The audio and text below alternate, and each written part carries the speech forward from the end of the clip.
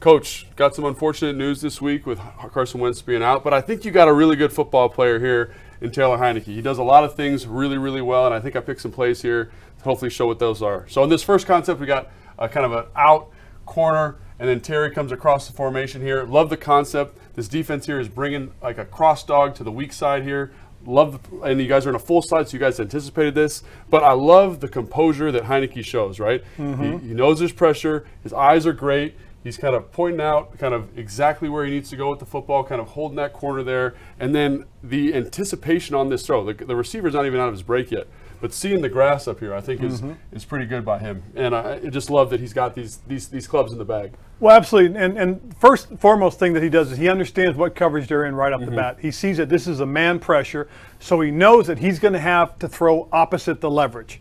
So what happens is, as you're talking about it, when he sees the cut being made by his primary, he knows he's got him leveraged. So like you said, he's basically throwing it to the grass and then let the receiver run to the football. Absolutely. And I think a lot of people say he doesn't have the strongest arm in the world, but I see throws like this where he's got people in his face, there's pressure in his lap, off his back foot, and he's able to get that ball there, no problem, seemingly to me. Well, it's tremendous anticipation, as you said. Yeah. Again, I know what coverage I've got. I know I'm going to have somebody leverage. As soon as I see the leverage, I'm pulling the trigger, and that's what he did. Absolutely. And again, this is like what I would call a hammer concept. You're going to get a sit here by two, hold the coverage. In cut, again, you mentioned understanding the coverage. I think he understands exceptionally well what's going on here. You get this safety way off the hash. There's a ton of green grass here in the middle of the field. Like I could make a throw in there probably, but he does a good job, I think, starting the snap here, Coach, of right when the ball snapped, his eyes look to the safety, right? Right. They're looking here to hold him here. So he says, I'm ensuring that I have this space, right? Correct. Well, the biggest thing he does is, as you said, again, he recognizes what the coverage is and then understands where his opportunity is. Sure. If I can freeze the safety, prevent him from working towards my primary, I can throw the dig, and that's exactly what happens. Comes out, freezes the safety, knows that he's got the dig coming in, and he's going to put the ball on the inside portion away from the leverage. Yeah, and I think that's great. And again, that's again a guy who understands what your guys are trying to do offensively and puts you in a good spot, right? Well, that's the experience. Having been in the system from the days that he was back in Minnesota to Carolina to now, he understands what he's looking for. Right, and how to manipulate the defenses that are trying to stop it, absolutely. And again, we mentioned understanding coverages. I'm really glad you brought that up. You're going to get a big kind of outcut here by Terry, and they bring a little bit of pressure. The guard falls down. Not a great look for the offensive line, but I think we talked about the anticipation, right? Understanding where the ball needs to go. Right. And he's ready to throw right now. Terry's not even out of his break. The running back is falling on the ground here. Tough down right there for the running back, but he's able to get the ball out here. Again, what he has is he knows he's got a cover three that he's got to beat. So we're going to run the concept we're going to run is we're going to try and widen the backside, curl the flat defender, and then roll him and make him go vertical, which will open up the grass to the sideline. In other words, as Terry makes his break, all right, we run the outside third off, we run the wheel off, allowing Terry, again, an opportunity to make a play. Yeah, these guys are all matched up here, and you're ensuring that grass through scheme, and Taylor understands that. He understands the coverage, like you said, and he understands how the concept's supposed to defeat it, and that allows him to make this kind of throw here. Absolutely, and again, just getting a good clean read, understanding what the concept is in terms of defense, and then knowing how we want to beat it. Absolutely, and I think the thing that everyone he's kind of most well known for is his athleticism. And there's not a lot of analysis here, Coach, because sometimes you just, the Jimmies and Joes got to make the plays, not the X's and O's, whatever that old saying is, and he makes plays. Just a playmaking Johnny, escapes the pocket, runs to his left, he's pointing, he's calling. When I saw this live, I thought there's no way you can make a play here. This is dead. But not for Taylor, because he's got that ability to make these kind of plays. Right. Well, again, one thing that he does, he understands where people need to be, knowing that when he scrambles, credit goes to John Bates, understanding I have to come to the quarterback. Don't stand there and wait for the ball. Come to the quarterback, and that's exactly what he did.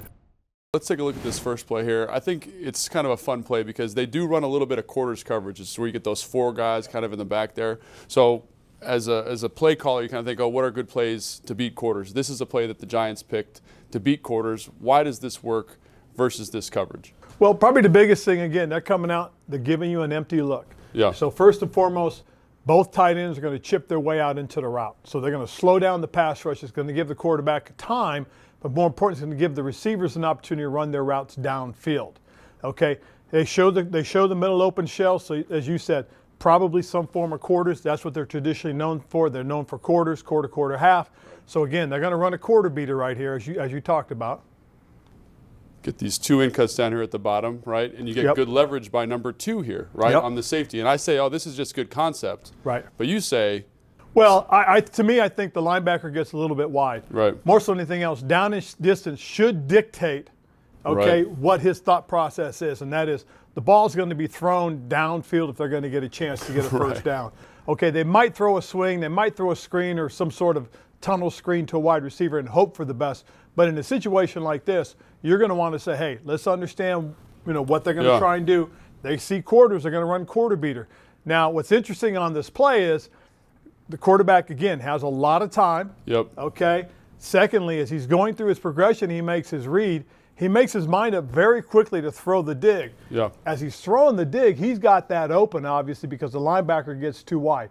The inside linebacker is supposed to read 3 to 2. Yeah. If 3 chips and swings late. 3 being the tight end here. Right. His next look should be in the seam at the number 2 receiver. Right. And he should be underneath. Where he should be right now should be right on the hashes, forcing the ball to be elevated, which will give the safety a chance to make the play. As is, because he's too wide, he's got a completely open middle, and he can drive the ball quickly to the receiver. What happens is the ball gets to the receiver quickly and gives him a chance to potentially turn up and pick up the first down, which he does. Now, the thing that's interesting about this is if the quarterback shows a little bit of patience, okay, and the receiver feels this, what he should do right here is the outside receiver should run more of a skinnier post towards the inside, and there's the potential for a touchdown throw. Yeah, absolutely, because that's why that's a good route versus quarters, right? Because you're occupying the near safety, and the corner has bad leverage, right? Correct, absolutely, because again, he lets him in the inside. He doesn't understand and doesn't feel that when number 2 goes away, you've got to stay over the top of the number 1 breaking in. Okay, now the reason you say over the top initially is because if he can run a post corner, I'm over the top, he'll run into me. Right. If I get too far ahead, I'm beat. If I stay too far behind, this is what he does. He either runs a second dig or he runs a skinny post. Right, absolutely. And I think that's the advantage offensively of knowing what they like to do in certain situations. You can call plays to kind of put them in bad spots. Exactly. Absolutely. Exactly. And then the next play is something I think is really interesting. So to me, this is really hard. I think this is putting the defense in a tough spot, and I want you to let me know. They got the strength of the formation to the top of the screen here with the 2 tight ends, and they jet motion the F. So it becomes a balanced formation on the snap count. Right. How do you guys adjust to that? Is that just communication?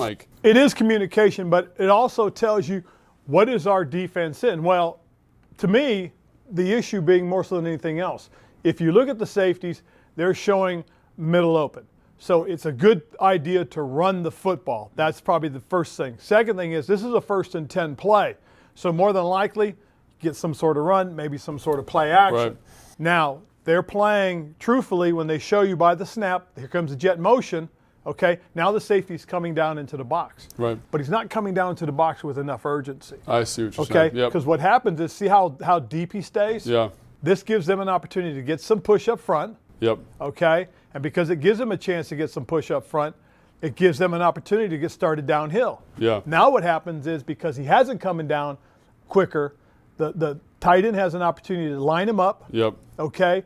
And create the block with leverage. I was going to say, because he really should spill probably inside of this receiver here. Yes, because look what's happening with the corner. He's coming in for the crack replace, and he's going to try and fit outside. Truthfully, what should have happened is, okay, if the safety stays inside and spills, that ball should bounce to 22. Yeah. But what it looks like is he's going outside because he thinks he's the hammer player, then 22 should fit inside now as the crack replace, because he should be trailing where that, see number 9? Yeah. Once number 9 goes in to block the safety, the linebacker, right, he should be fitting right inside. Yeah. So as this safety comes outside, see the runway? Yeah. That's where he needs to fit. Absolutely. And again, that's one of the things about that jet motion action that makes it tough, right? Because the guys got to adjust their gaps on the move and make sure it's communicated. And if at any point you're late, you're going to fit improperly. Sure, absolutely. And so, yeah, I guess being urgent, right? Yes. That's what you're saying, being urgent with urgency, your fist. Sense of tempo to your play. Your tempo should always match the motion. Right. If it's a jog motion,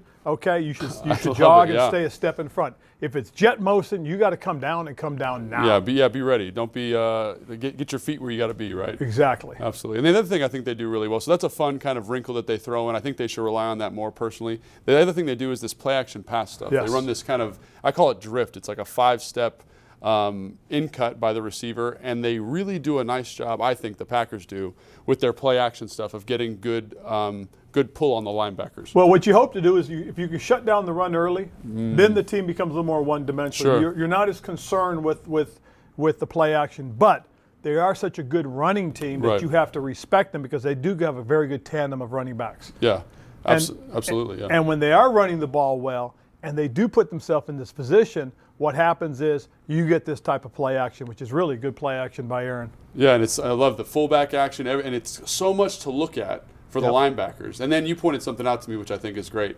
The linebacker actually does a decent job of getting back in the throwing window once they recognize that it's pass, but his eyes are on the receiver, and Aaron knows that, and he can make an excellent throw. Exactly, because what Aaron's going to do is he's going to throw it off of the linebacker's head. Yeah. More so than anything else. And the thing that you always tell everybody is, for the most part, when you get play action Yeah. and you turn out of it, okay, you almost have to anticipate somebody coming back to the middle of the formation. The receiver, you're saying? Correct. Interesting. That's yeah. where the target usually going to be, is going to be somewhere over the middle of the formation. So as I turn and bust out like this linebacker, my eyes are going to go right to the middle. Right. What he's doing is he's coming diagonally, so that gives the receiver a chance to catch and run as he goes by Sure. him. And that's what we're going to see again. Like you said, and I love this action because there is so much to do. Yeah. And when the fullback crosses, it flattens the linebackers Yes. a little bit, okay? Instead of just giving them one direction. Now as they come out of it, okay, they're going to open, and they're going to open improperly. Because again, to me, the middle linebacker, the inside linebacker should open and come straight back on his Number hash. 48 here, right? Yeah. Just straight back up the Straight field. back in his hash. Yeah, that's such a good insight by you on the fullback, right? Because they have to fit back a gap, right, when the fullback comes weak. That's so interesting. Yeah, that's because, awesome. again, in most of these 8-man front defenses, your basic key starts typically with the fullback. Interesting. Yeah. Oh my gosh. Yeah. And so again, then obviously the relationship with 13 here. You know, maybe not a true one, but a heck of a football player can make Absolutely. these types of catches. You know, again, this is a guy that, because of his length, his size, does create matchup problems. Sure. And you've got to make sure that when you have the right matchup, you know that, and when you don't, you've got to understand where you got to help. Coach, learn so much every time we do this. Thank you so much. Really appreciate it. Appreciate it, Logan.